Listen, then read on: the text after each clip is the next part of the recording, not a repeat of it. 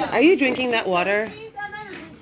It's fake. June 13th at night. Oh, but it's fake. She's not here. She's not here. No, like, She's definitely not drinking then. okay. 1 a.m. So All right, guys. Hi. So what? We have what? 2 classes left? I believe so. 2 classes left. All right. So let's just do this. Give it our all. Do breakthrough. Let's give this our all. Okay. Any for our last class, is there any specific topic that you want me to speak about? Think about it. Let me know at the end of the class. Okay. Maybe I'll answer it with me. Maybe what? You still didn't finish breakthrough. Like, I want to know what to do. Like, when you're down in your life, what should I do? Good. Yofi, very good. Okay, so today's class, so I told you, Breakthrough is about 6-7 tools. I'm giving you around 2 or 3, okay? And we did, the last 2 classes, we've done Breakthrough. Basically, in a nutshell, to wrap it up for you, we were talking about how your thoughts literally are the engine to your life, and what you end up having in here ends up manifesting out here, and all of it together. Okay, and sometimes people are like, but I keep thinking like I'm going to be a millionaire, I'm going to be a millionaire, I'm going to be a billionaire, and it doesn't happen. So how is it that my thoughts are manifesting? Because at the same time, it's almost like, you know, the saying like 3 steps forward, 2 steps back, 3 steps forward, 2 steps back, 3 steps forward, 2 steps back. Imagine going on a hike like that. It never happened. You'll never get to the top. You'll never get to the top unless you're there for 50 years. It takes forever. It's almost like building, taking it apart. Thank you so much. Building, taking it apart. Building, taking it apart. So stop it. Stop. That was like the worst thing that happened in Mitzrayim. That they made them build cities on quicksand. That's like people want to kill themselves when they think that they're investing and they're not getting anywhere. You know that story with the guy on the bike in Siberia? No. There was a guy on a bike in Siberia. He wasn't on a bike. He was a guy in prison in Siberia. And when the room that he was put into, the cell that he was put into had like a bike, like one of those exercise bikes. So he was put into this like room with this exercise bike, and he asked like, why do I have this bike here? What's it for? And he was told, oh, because it's attached. You see by the wire, it's attached on the other side of the wall. It's attached to a flour making machine, where basically while you're spinning your wheels, it's grinding wheat and it's turning it into flour. The guy had like meaning in his life now. He had like meaning in this little dark room that he was in, and all day he was like, okay, at least I'm doing something with my life. At least I'm contributing in some way. I'm making flour. I'm making wheat flour. I'm making flour. And then the day before, the day when he comes out of his cell, okay, he comes out of his cell, and they walk him past the other side of the wall where he's supposed to be grinding flour, and it's attached to nothing. It's like an empty, there's nothing there. It's not attached to anything. No flour machine. There's no wheat machine. And he stops and he says, like, where's the machine that's attached to the other side of the wall here? And they said, there's no machine. And he said, look, there was a machine, right? It was grinding flour. And they're like, no, somebody made up a story. Like, somebody lied to you, basically. And this is a true story, he had a heart attack on the spot and died. His heart couldn't take it. Because, okay, in all of this lack of meaning, in all of this nothingness, in all of this wasteland, at least I'm doing something. And people have this need to contribute. People have this need to produce, to be something, to deliver something, to make something happen, to put something into motion. We have this need because we're godly beings, and God is the creator. So we want to create, and we want to do, so I bought a house, but now I want to, start a business, or I started a business and I bought a house. Now I want to have kids, and after I have kids, I want to, people are always trying to make something more happen, create more. It's our engine. It's our fire inside. That's the piece. That's the neshama. That's because God is the ultimate creator, so we want to create. That's where it comes from. That's why the Jews are the number one creators in the world, because they have that heightened level of soul, and they have that internal engine that's like, what else? Okay, whatever. We're in every, we're leading in all of the areas that matter in the world today.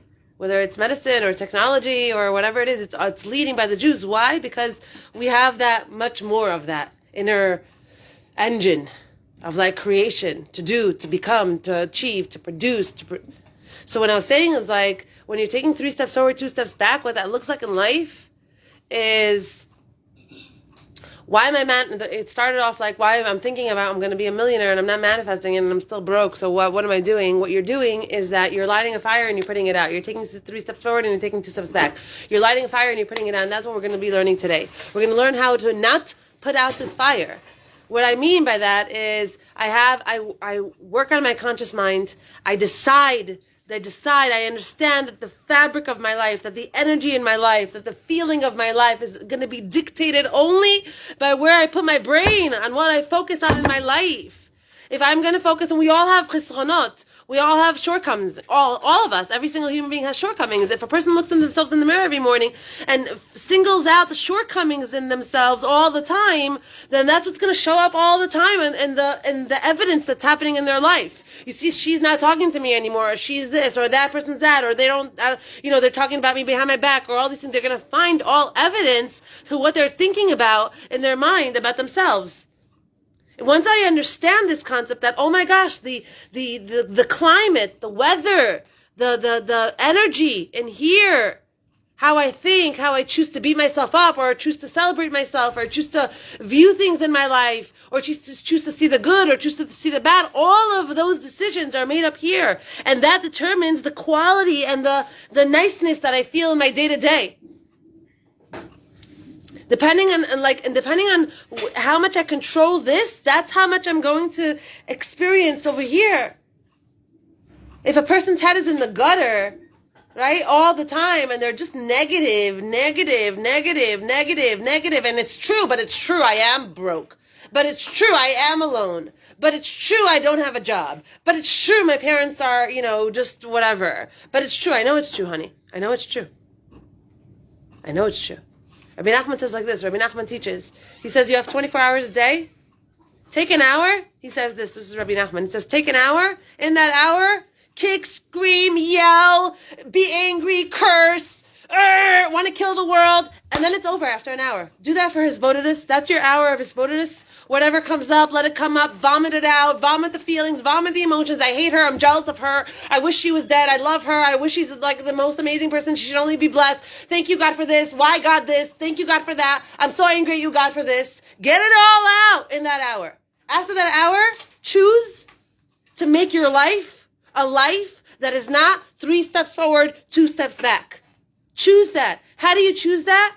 By curbing your thoughts, which means the thoughts that you have when you look in the mirror that are negative, toss them out, because they are bodies of energy. They are energy, and they are putting out your fire. You're trying to build, you're trying to manifest, you're trying to make something good happen for yourself, you're trying to reroute yourself in a different direction, you're trying to have a better feeling inside, you're trying to wake up happy, you're trying to be a more positive person, you're trying to feel better about life, you're trying all those things, and then these thoughts come, and they put out your fire. And then they get you down, and then they move you into a space of self-destructive patterns that you already have, that you're already in, and you're trying to get out of, you hate them. But then when you have these negative thinking patterns, and it's like, okay, whatever, it doesn't matter, whatever. I'll just get back in touch with him, and I'll just go there, and I'll just do that, and just whatever, who cares? I don't care. I don't have the strength for this anymore. I'm done. I don't care. Okay? So this is your sanctuary. This is your sanctuary. Take care of it. Don't allow toxicity, dark people telling you dark things about yourself, even if it's true. If you're with someone at any point in your life that they call you out on all of your shortcomings all the time, or they're not happy with how you live your life or do things in your life, or, they're picking on you, and they pick on all the shortcomings, that you have in yourself, and where you're not 100, that's never going to be helpful, and that's never going to help you grow. Ever. So you have to decide what to do in that situation, because it's not healthy for you, and it's going to wear on you eventually. Okay? And sometimes parents do this, and I'm guilty of doing this as well. B'tzari harav, in all of my sins that I've committed in my life, I am guilty of doing this as well. Because you want your child so much to succeed, you show them what they're not doing right all the time. Oh, but of course you're not going to get 100, sweetheart, because you were watching all night last night, even though I told you to get off. So You can have that conversation with him. You could say that to him. But then it has to stop there. It can't go like, and of course you're not going to, because this is passive aggressive, and of course you're not going to, shape yourself up because I keep telling you to stop watching, or I keep telling you to go to sleep early, or I keep telling you to study, and you keep arguing with me and you keep not doing it. So now I pay the price of what what you've done. The first part is fine. The first part is fine. It's not all the time.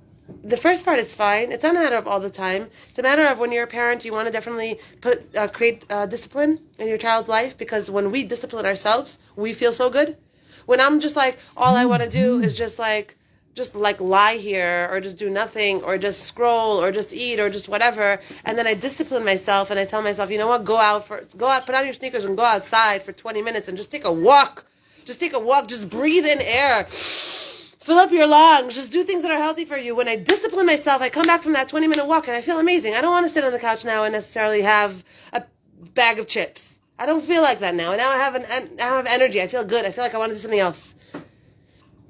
So disciplining our children is something is only gonna give them wings. And ourselves, we have to discipline ourselves very, very much and know when to turn it off, when to put the phone away, when to go to sleep, when to say no to that guy, when to say no to that party, when to say yes to things that are building for me, are helping me build this being. Girls, we are 100%. God gave us 70, 80, 90, 100 years in this world to take this thing, this organism, on as a project. You're your own project. And when you see that the bridges in your life are being burnt, you see that things are not working in your life, you're not working in your life. You're stuck in your life. You're unhappy in your life. You see that that's happening, you're not taking yourself on as a project enough. You're just rolling with the punches. You're going with what comes. You're being passive. And you're going to end up paying the price for that. Just know that. And that's what everybody does. Everybody runs away. Most people run away from the way they feel, cover it up with more smoking, more drinking, more partying, more guys, more distractions, more internet, more weight loss programs, more busy, dry cleaning work, this, that, so I don't have to think. But then it catches up with you. Because you wake up to yourself in the end. And it catches up with you. So what I'm saying to you is that you are your number one project. And that means that you cater to yourself in all aspects and all facets. And being that this is our second to last class, I'm going to say this, and I want to scream this from the hills, so maybe this can help you in your life, because I know this can help you in your life. When you leave seminary, and I've also been teaching in seminary for 20 years, so I've had quite a few, seminary groups and girls that have gone, and then when they got there, they got in touch. I'm telling you that when you hit the ground, just run. Hit the ground running. Don't allow too much time without a class. Don't allow too much time without interaction with people that have gone through a similar situation to you this year. Don't allow too much time to go by and just be like, okay, I'm back home, I'm back in my room. You're not the same person. You're not the same person. You've gone through a full year's worth of experiences, lived away from home on the other side of the world with people. All of a sudden it's you and yourself in your house alone in your room. It's like not sharing your space, which seems really, really nice right now. But later, when you're not watering yourself and giving yourself the things that you need, you will dwindle. It will start to fall apart for you. And I get these phone calls all the time, and I ask them, when you got home, did you sign yourself up to some course? Did you go to are you a part of some kind of a shul, a Torah class, a something?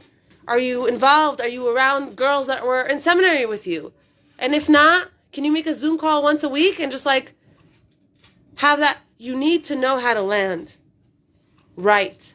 And that's something that I feel like, here it's like in life, it's just like knowing how to do it right. Knowing how to do it right. And doesn't mean that you can't make mistakes. You will make mistakes, and that's part of the doing it right. It's okay to make mistakes. But as long as you're clear in your mind that you are your number one project, what you have going on in here will manifest out here. If you are feeling negative, if you are feeling angry at life, if you're walking around with traumas, if you're carrying things and you're just trying to avoid it and run away from it, it will catch up to you. And it will probably make you make decisions that you'll later regret. speaking from experience. Not that I regret anything in my life, but you pay a heavy price when you run away for a long time. A very heavy price. When you run away from yourself, that means that you just get yourself really, really, really, really busy, and you look good on the outside, and then you just go. And you don't pay attention to all the things that are bothering you. You don't pay attention to all your feelings, and you don't label your feelings, and you don't give them names, and you don't pay attention to them, and you shove them down, and you stuff them up, and then it comes out. So our class today, okay, is really, really, really crucial because it's our third tool, because we did thoughts, and then we did invest in yourself, which is also, we talked about speech. Yeah. We talked about the power of speech, and we talked about how powerful the power of speech is. What you say literally is something that you pull into your life. You pull into your life. What you say, the way you talk, I don't know how it's going to work out. I feel so, it's going to be so hard. I'm alone. It's dreadful. It's self-fulfilling prophecies. Self-fulfilling prophecies. Now I really want someone to ask a question. It's a question that's begging to be asked right now. Anyone? No.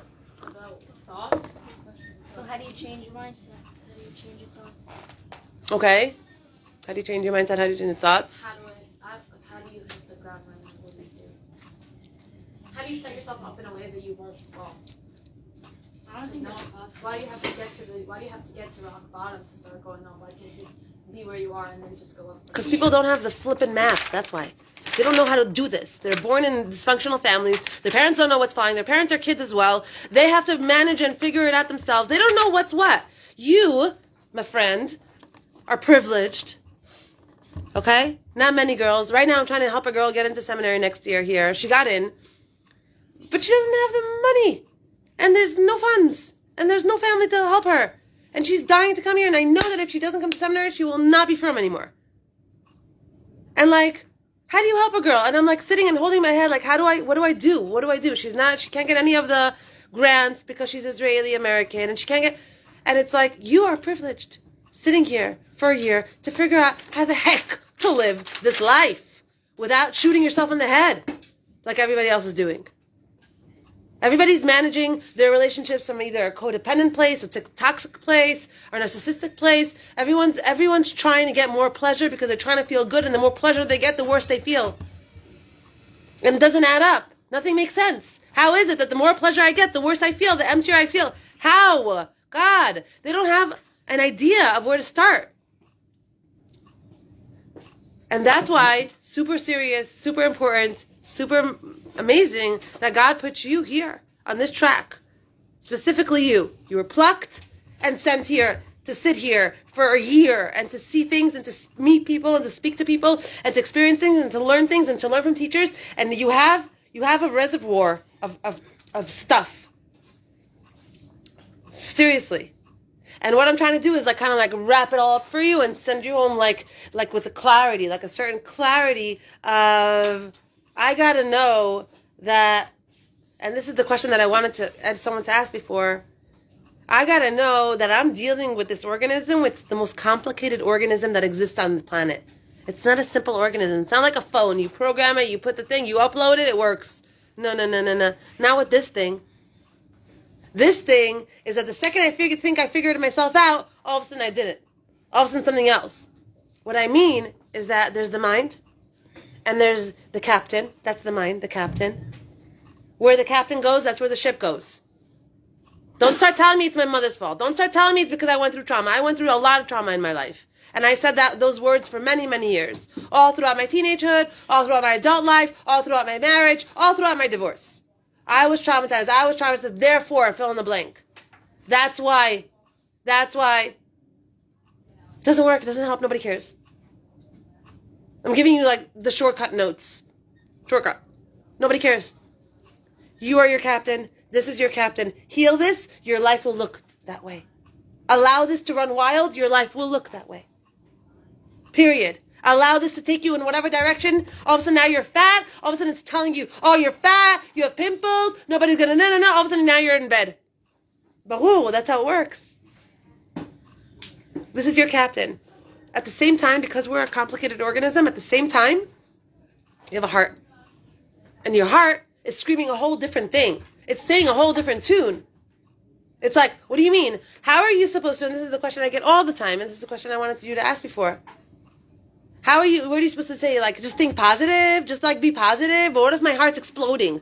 What if I'm dying? What if I'm sad? What if I'm depressed? What if I'm angry? What if I have like emotions? What am I supposed to just cover them up on top and just make it all rosy and peachy and sugarcoat it and say Baruch Hashem, Baruch Hashem? Is that what? So it's almost like a horse. It's knowing how to navigate this thing. It's knowing how to navigate this thing, which means the question was, Shira, for you, the question was, if my brain is so important, amen, if my brain is so important, it's the captain, but at the same time I have a heart that's like emotions, so how do I know how to manage this thing? How do I, when I'm in an emotional place and I have like I'm feeling things and I'm like angry or I'm jealous or I'm sad or I'm really sad, depressed or whatever it is, how do I make sense of this? What wins? My mind can be like, okay, Baruch Hashem, it's all good, it's going to be good, I believe in Hashem and all these things and it's going to be good, but then your heart's like, you want to die. So like I said, it's a complicated organism. You have to know how to play it. You have to know how to work it. You have to know what to do with both those things.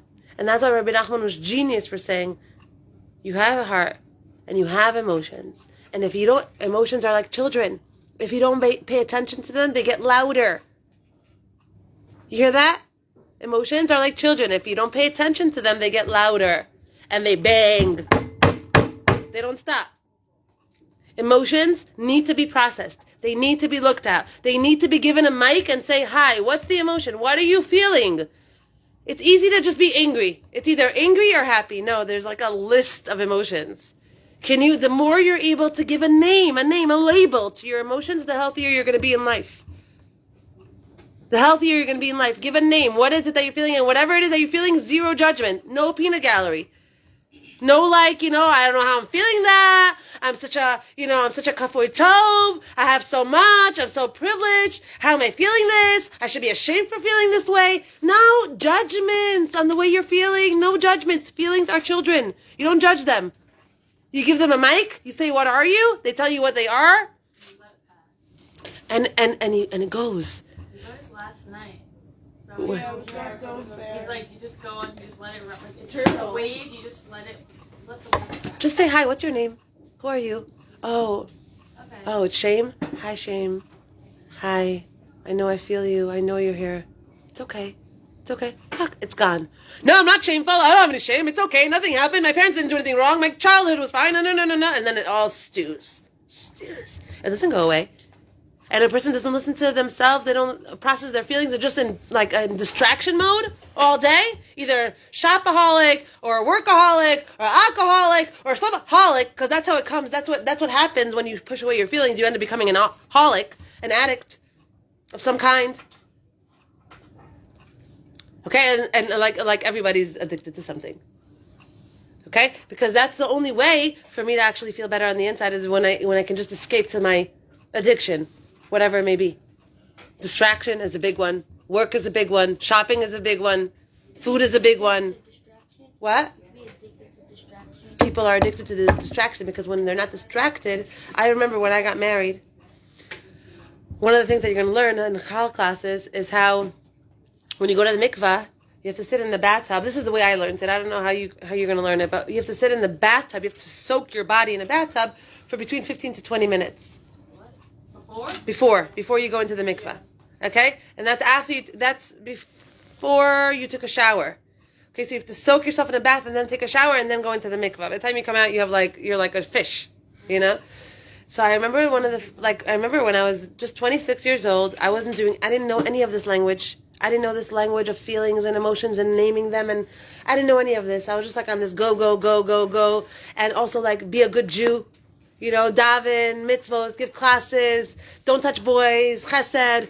Very, very into that because that was going to save me. That was going to save me, and it did, thank God.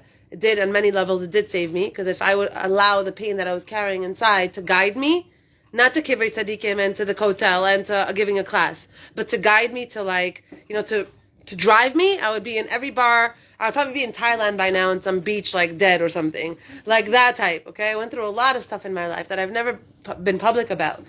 But the point is that I didn't know any of this stuff. So I remember I was 26 years old, got married, went to the mikvah, and now the first step is to sit in the bathtub. So I'm sitting in the bathtub, and I didn't have, like, the cell phones back then. There was, like I don't know, maybe one app. There was nothing to... The rolly ball one? You know what I'm talking about? Blackberry? The One app. Blackberry The game? Sony one. Oh my god, the Blackberry. I had a Nokia. Oh. Oh. I only had Facebook on my computer at home. Oh, Okay? Oh, That. so this is Okay? That. The world exploded in, like, the last 20 years. It's a different world from what it's ever been. But the point is that I'm sitting in the bathtub, and I'm like, wow, a minute. Oh my God. Another 19 minutes. 3 minutes later. Only 3 minutes? What am I going to do in here? I'm going to lose my mind. I have nothing to do. I needed to do. Because I was addicted to doing. Because all I knew that I was a human doing, and I didn't know how to be. I didn't know how to just be in this bathtub and just be and breathe. I didn't know how to just be. I had to do. What are we doing? Where are we going? What are we watching? What are we eating? What are we saying? Who are we talking to? What's up? And you know what? We're not human doings. We're human beings. Our art is to learn how to be. And be with myself. And not need to distract myself or run away from myself or get reassurance from the outside world in order to be me. And the only way to do that is to start loving yourself. And the only way to start loving yourself is to stop being angry at yourself, mean at yourself, critical, so critical. Whew! All the criticism has to go. All of it. You made a mistake, act like your best friend would act to you if you made a mistake. It's okay, honey. It's all right. We all make mistakes. It's okay. You're not perfect. It's all right. You learn from this for next time. Be your own best friend. Start loving yourself. The only way to start loving yourself is to start taking care of yourself. Being the adult that no one was ever for you. Feed yourself healthy food. Take yourself on a walk. Pray. Be involved with people that are not toxic. Be in therapy or life coaching. Go to a class once, twice a week. Be connected to some kind of a community on some level that are doing something. Whether it's volunteering in a hospital or whatever, just be involved in good things. That will 100% set you up for success in your life. This, sitting at home and doing this, okay, and having like being in that blankness, that's a disastrous place to be. It's a few steps before real hard stuff hits. So take care of yourself like you would your child. Right now, it's almost the summer, right? And also after the summer, my son is having a bar mitzvah. I literally am finding myself 24/7 involved with these children's. It happened to be mine also, but my children's life. I can't allow my kids to sit at home all summer, and watch all summer. That's abusive. So I'm looking into camps, trying to find them camps that they'll like, that they'll give them a good program, and then being in a camp, and then after camp. We have to make this bar mitzvah, and I'm trying in so many ways to make it special for him. So I'll have his special, it'll be unique to him for his day, not like everyone else does it, but what he wants, and all these things. When did I ever do that for myself? When do I ever do that for myself? Am I thinking about my summer plans? Am I thinking about when do I ever do that when do we ever do that for ourselves? Now we start now.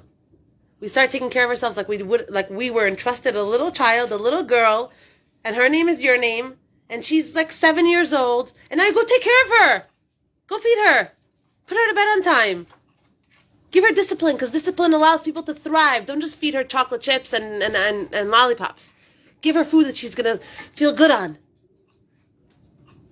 Girls, it's basic, but it's life-altering. Because something happened to us women along the road. Maybe you guys are the newer generation, so you don't have this so much. But I'm sure you've seen this in your homes. The more of a martyr you are as a mom and as a wife, the more amazing you are. What's a martyr? You give up everything. No, you eat. No, you sit. No, you go there. No, take my seat. Take my fork. Take my plate. Take my food. Take my life. Is that a nurturer? That's not a nurturer. No. That's a martyr. That's someone that commits suicide. Yeah. Once you become a mom, though, it's just not about yourself. I feel That's why you have to. 100%. It's not even about being a mom, though. It's even now. What I'm telling you right now, girls, is really not about being selfish. Like, it's not about being selfish. It's not about going home and being like, Mother, make me lunch, because I am hungry. And I matter the most. Me. No, it's not teaching you to set yourself up for success. And so that question, I'm going to answer your question in a second. I'm just going to wrap up this idea. The question that I asked before is how to navigate the mind and the heart. Number 1, give a label to your feelings. And number 2, know that your mind is really the captain. Your heart is very important. It's very, very important. But your emotions need to be listened to, heard, and at the same time, you need to think, am I overdoing this? Am I taking this too hard? Did this really hit me so hard? If so, do I need to talk to someone about this? Like, you have to be the responsible adult here. Understand? And it's very, very also important at the same time to go and to trust your impulses. And I'll give you one last example and then ask your questions. Yesterday, I decided in the middle of the day that I was going to go to this course that's taking place in Tel Aviv. And I've been following this guy for a long time. And I finally decided, last night was their get-together, their first opening night. And I decided to go. Now, in order to go, I needed to pick up my kids and then drive them to my sister's house in Rehovot, and then from Rehovot to leave them and to drive to Tel Aviv, and then the course was over at 11 o'clock at night, drive back to Tel Aviv, from Tel Aviv to Rehovot, pick up my kids and drive back to Beit Shemesh. It took a little too much, I didn't think, and it was hard. I got to my sister's house, and I thought that it was starting at 8:30, and I get there at 6:30, and all of a sudden I send the message to the lady, and she's like, no, we start at 7. And I'm like, at 6:30, I have a 52-minute drive from my sister's house to Tel Aviv. So I'm thinking the whole time, it doesn't make sense to worry that you should go. Because by the time you go, you're going to have to leave. It doesn't make sense you should leave your kids now, because there happens to also be a Chnesses Sefer Torah right outside my sister's house. And everybody's walking and music and Chnesses Sefer Torah. So I'm not going to go. My whole family's here. There's a Chnesses Sefer Torah. It doesn't make any sense. It's already late. I'm not going to go. But inside, I had this impulse, this feeling of go. And my brain is don't go, because the responsible adult is doesn't make sense. It doesn't add up. What are you going to go? And also you're going to hit traffic because you're going to Tel Aviv. So for sure you're not going to, so don't go.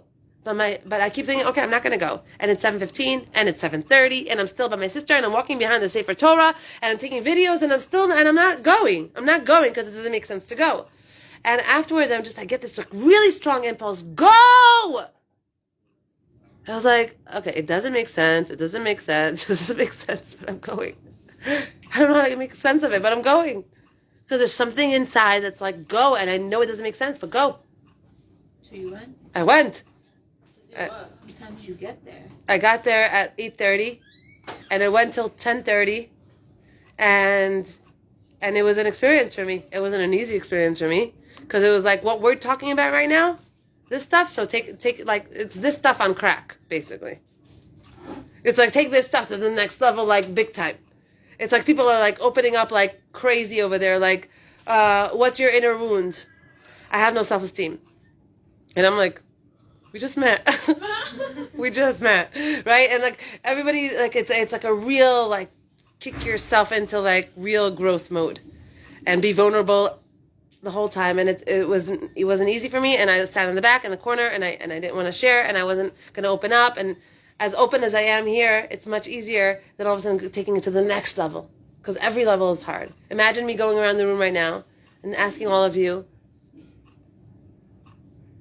what's your biggest fear? What's your wound? What's your biggest pain? And how does that manifest in your life? How does that make you act out? How does that make you act out in relationships? How does that make you act out with your self-esteem? How does that make you go? And then every single one would share their innermost wounds out loud.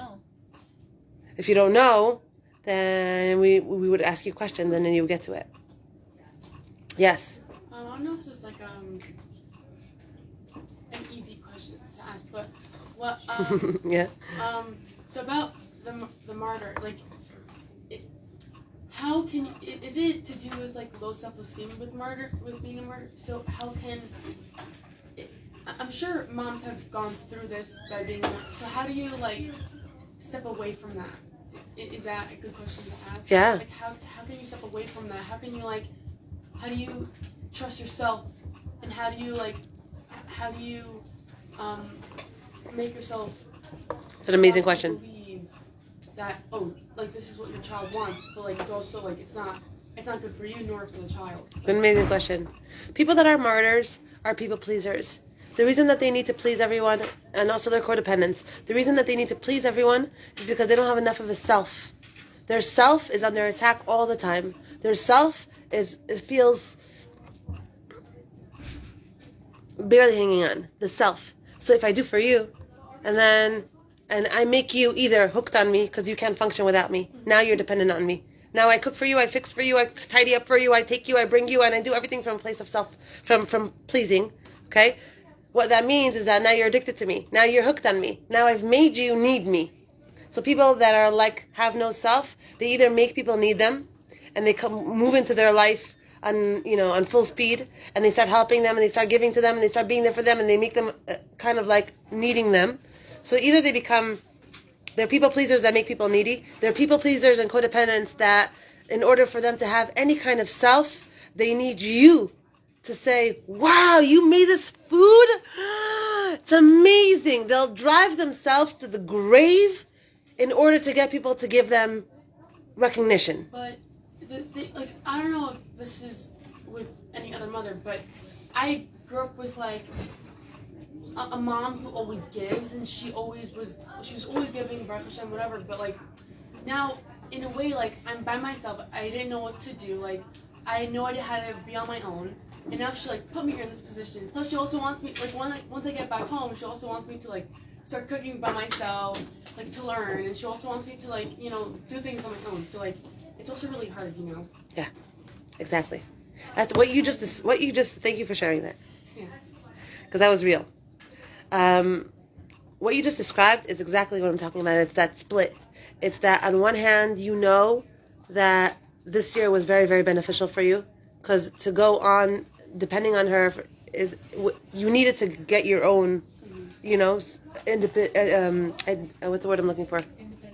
Independence, thank you. You needed that independence. You needed to know how to put on a load. You needed to know how to cook a pot. You needed to learn that, especially at this age, right? Something that you didn't do her whole life, right? So that on one hand it's healthy, but on the other hand you're feeling hurt. Did you see that, everyone?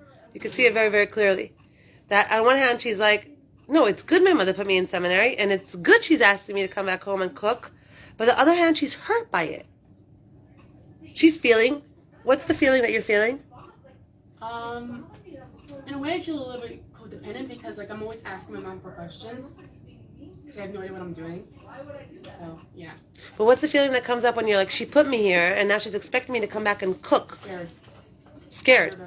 Nervous of what? I think, not doing right, do you feel slighted or offended by her that she kind of I don't think so. set you up for this? No. Good. Because she knew that I wanted this, so, yeah. Okay.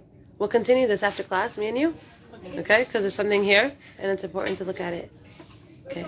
And try, while we're wrapping up, try to get to the right name for this feeling. If you would have to give this a name to this feeling at its bris, what would the name be for this feeling? Okay? Try to get it as, yeah. When you were talking about the steps and how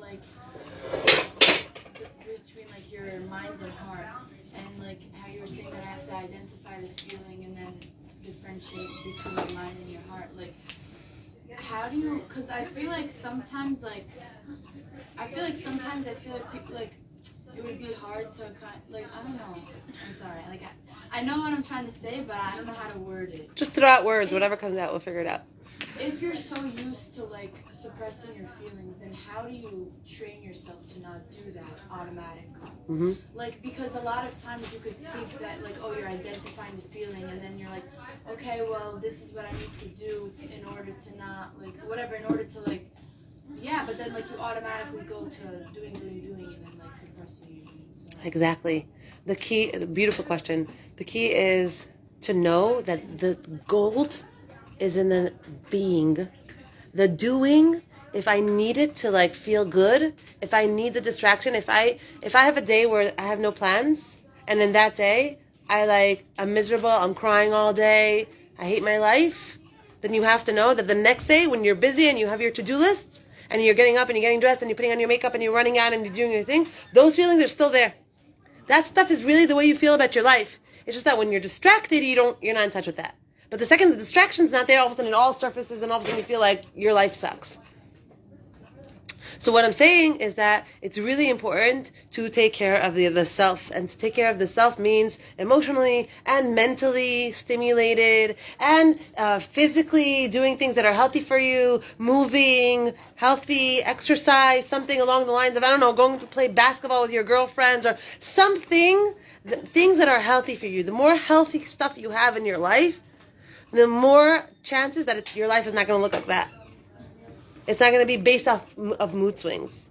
It's not going to be like, oh, I'm happy today, so I'm nice. Oh, I'm in the gutter today. I can't like function and I hate everyone and I just want to like isolate myself. And then the next day, because that's an inconsistency that people experience their whole lives on a weekly basis. They're like this every other day. There's something else in moods, and it's because I'm not being nice to the little girl inside. I'm not seeing her. I'm not taking her into consideration. I feed her junk. I let her watch for hours. I don't take care of her. She needs to go to the dentist. I don't take care of her. I'm just like, I wonder what he thinks about me or what she thinks about me. And I hope that if I do something for them, if I buy them a nice coffee, then they'll send me a message because I'm so desperate for another person's attention, because I'm desperate for attention. I'm desperate for my attention. This is obviously this can be like a whole series. And this is the world of the heart. I call it the world of the heart, because the world of the heart is not something that us Jews have explored for so long. I think it's explored very much in Hasidus, but we've become, maybe because of our survival, maybe because we've been running away from anti-Semitism, I don't know what, we've become very, very, very, very, very, very addicted to our brains, to our minds, and almost like nullify our hearts. And that is why I also think that there's such high percentage of divorce in our community. And it's crazy. And the people that are not divorced, a lot of them want to be divorced, but they don't get divorced because they don't want to be divorced. Because it has a bad stigma or whatever it is. But the reason that people are not getting along is because they're not getting along with themselves. If I'm in a fight with myself, if I have beef with myself, put another person in the room with me for enough time, I'm going to find what to be upset at them about. Because if I'm over here in friction, I will find friction in every place in my life, in all the relationships in my life. People are getting married and divorced like nothing. Why? Because they want the pleasure and they don't want the work. Because they don't know how to move into the realm of what's going on with them at all. So I would really, really, really, really urge you guys that when you get home, subscribe to something that's good for you on a few things. Right now, my thing, and this I'm going to let you go, is that I realized this because God threw me to like the pits of the dungeons. I've been in the pits of the dungeons in my life at different points. And it was either suicide or climbing out of this hellhole and figuring out a better option. And honestly, what works? I'm very into like give me a recipe. What works? Don't talk to me in theory now. Don't talk to me in philosophy. Give me the ingredients. What works? What makes life awesome? What stay away from? What? So I know Torah works, but I also know that there's a world of emotions and feelings that are so crucial that you could be the firmest person in the world, but you're emotionally messed up. The whole thing is like off. The whole thing is off kilter. Okay, if you're emotionally not in touch, the whole thing is off kilter. The whole thing. Okay? It's still important to like keep Torah mitzvahs, but it's as important to also take care of yourself. So what I have going right now is that I'm in a course. I'm studying a certain type of therapy. I signed up to a course. I have a life coach. I have a therapist. I have this other course that in Tel Aviv that I'm probably going to sign up for that's going to be like not simple and not fun and not nice, but it's probably going to be very, very, very life-changing. Right? To keep yourself involved in the world of healing. in the world of Torah, in the world of health. And then you'll be successful. Have a great day, guys. Is this your last class? No, second to last. Well, I have some questions. Yes. Oh, I'm sorry I didn't answer your question. I'm sorry. Okay. So, Thank you.